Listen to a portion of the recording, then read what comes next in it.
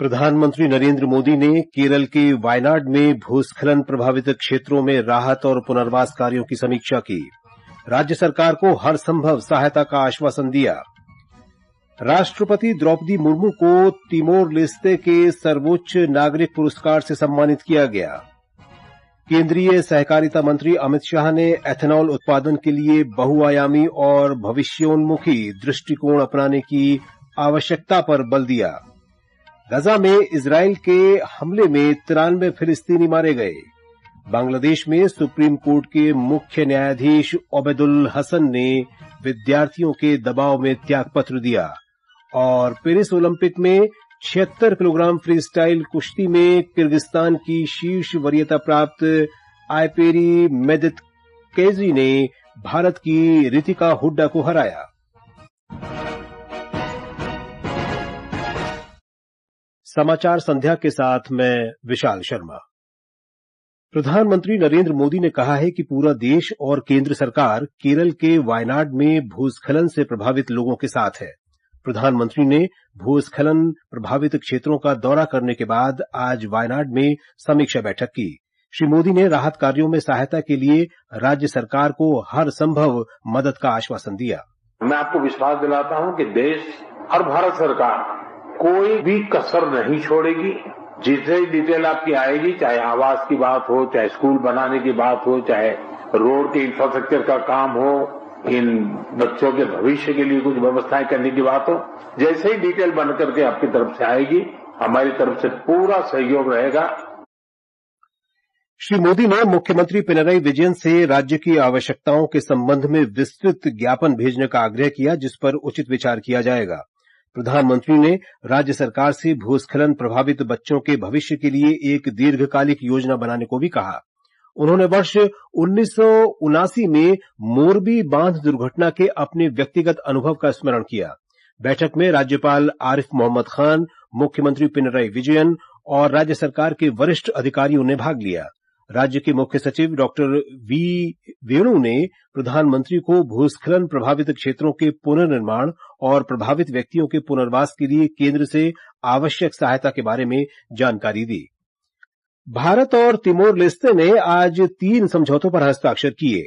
ये है प्रसार भारती और रेडियो टेलीविजन तिमोर लेस्ते के बीच सहयोग, अधिकारियों और राजनयिक पासपोर्ट धारकों के लिए वीजा छूट तथा सांस्कृतिक आदान प्रदान कार्यक्रम पर सहयोग।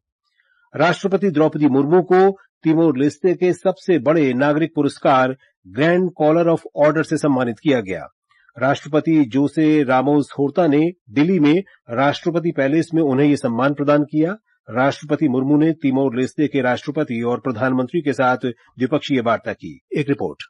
राष्ट्रपति द्रौपदी मुर्मू ने द होर्टा शो में भाग लिया, जो राष्ट्रपति होजे रामोस होर्टा द्वारा आयोजित एक अनौपचारिक सार्वजनिक बातचीत थी, जहां दोनों राष्ट्रपतियों ने राष्ट्रपति मुर्मू के साधारण पृष्ठभूमि से निकलकर सबसे बड़े लोकतंत्र के राष्ट्रपति बनने के बारे में बात की। बाद में सामुदायिक स्वागत समारोह में भारतीय प्रवासियों को संबोधित करते हुए राष्ट्रपति मुर्मू ने कहा कि दुनिया भर में भारतीय प्रवासी जिस देश में वे रहते हैं, उसकी विकास कहानी का हिस्सा बनते हैं। राष्ट्रपति मुर्मू के सम्मान में आयोजित राजकीय भोज में राष्ट्रपति होर्टा ने पिछले 20 वर्षों में 400 मिलियन लोगों को गरीबी से बाहर निकालने के लिए भारत की सराहना की और सूचना प्रौद्योगिकी और डिजिटल अर्थव्यवस्था के क्षेत्र में भारत का समर्थन मांगा। जहां भारत ने आने वाले महीनों में तिमोर लेस्ते के आसियान में शामिल होने का स्वागत किया, वहीं तिमोर लेस्ते ने संयुक्त राष्ट्र सुरक्षा परिषद में स्थायी सदस्यता के लिए भारत के दावे के प्रति अपना समर्थन दोहराया। तिमोर लेस्ते से श्री साई की रिपोर्ट के साथ समाचार कक्ष से अमन यादव।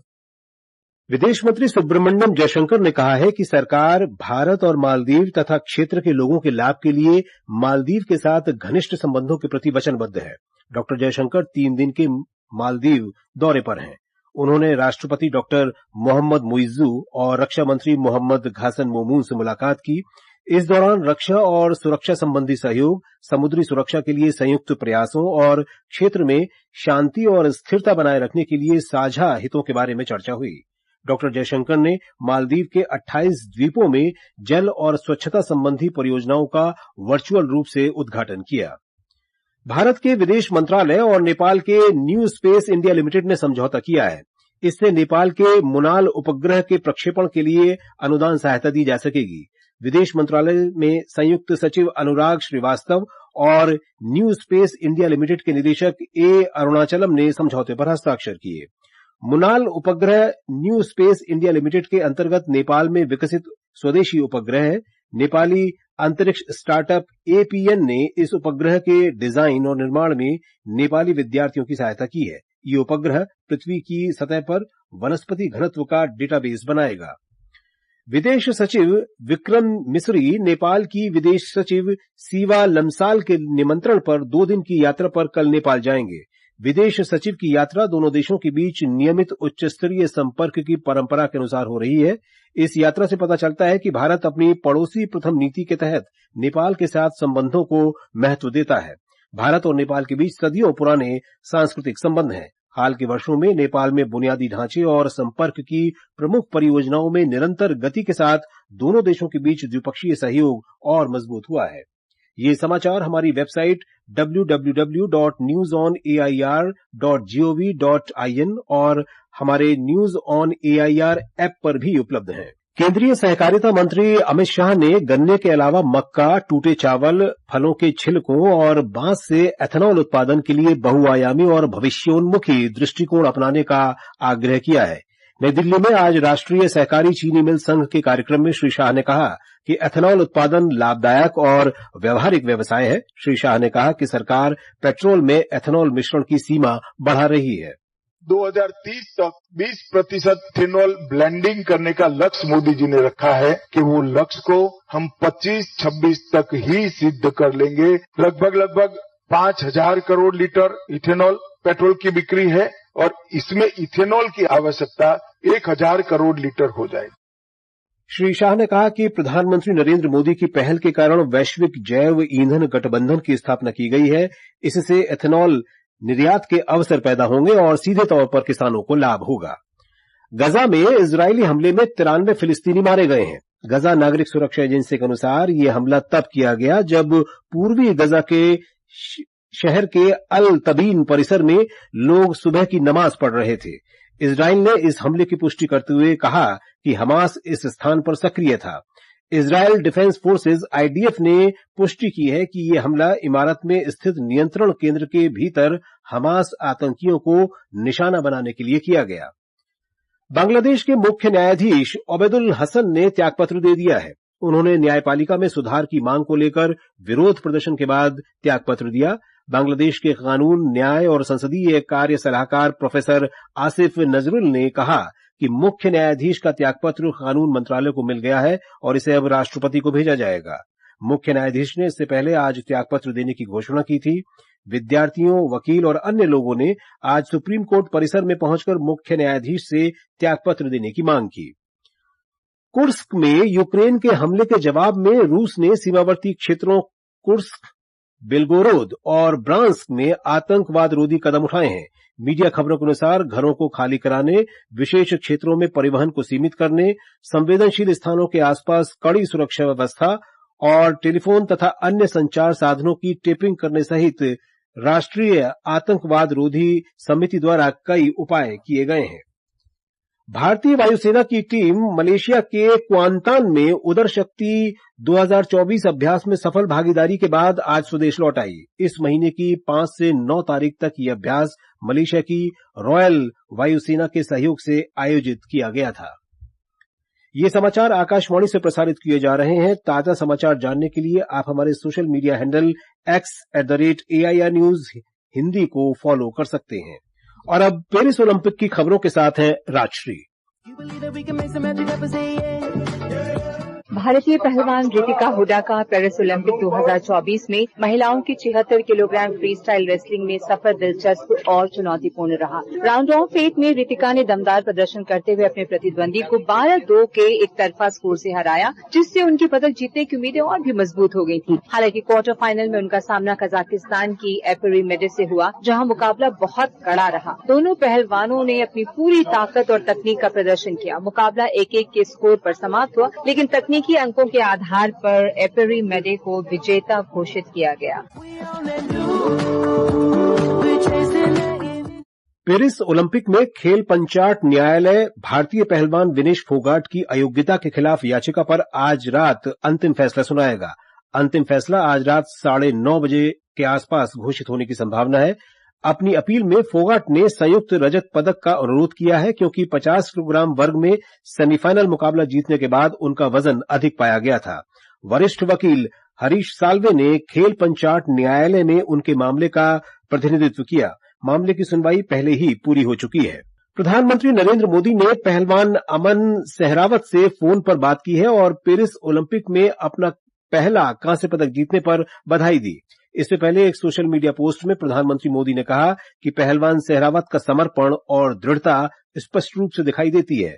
उन्होंने कहा कि पूरे देश को उनकी उल्लेखनीय उपलब्धि पर गर्व है।